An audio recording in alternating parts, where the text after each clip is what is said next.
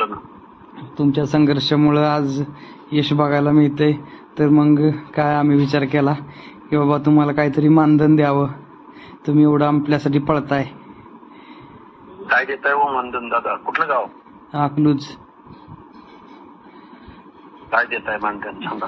नाही मग म्हटलं काय तर तुम्हाला कधी समोर कुठं भेट झाली तर मग काय एवढं समाजासाठी पळताय तर कसं रोज गाडीसाठी तेल लागतं, पेट्रोल लागतं, तर काहीतरी द्यावं तुम्हाला. मग कॅश स्वरूपात द्यायचं का मग गुगल पे, फोन पे करायचं कसं?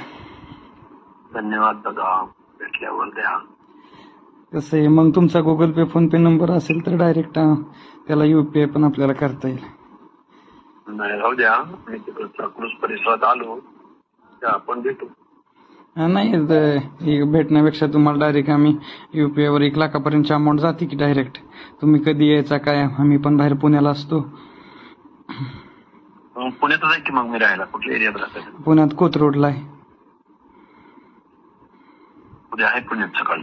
होय, मग ऑफिसला जातोय. मग किती वाजता भेटूल? तुमचा UPI नंबर असेल तर पाठवतो एक.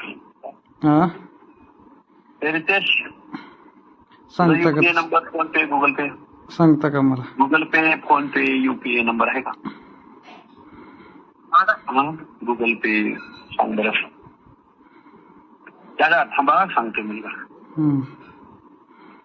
हॅलो, हा तुमचा फोन पे, गुगल पे नंबर सांगा की. 93 हा 70 हा 22 55 61. काय नाव येतंय? रितेश बरं हैरवाल. बरं. सरांचं नाही का? सरांचा नाही, त्यांचं नाही. बरं द्या की सरांकडे. त्याचं अकाउंटच नाही. बरं सरांचा अकाउंट. बरं द्या की सरांकडे. ऐका ना, ऐका. हा सर. माझं अकाउंटच नाही. अकाउंटला मी पैसे घेत पण नाही. हे माझा मित्र आहे, ड्रायव्हर आहे. अकाउंट दिलाय तुम्हाला. बरं तुम्ही एवढं समाजासाठी काम करताय. आपले भुजबळ साहेब पण तुम्हाला सहकार्य करतात.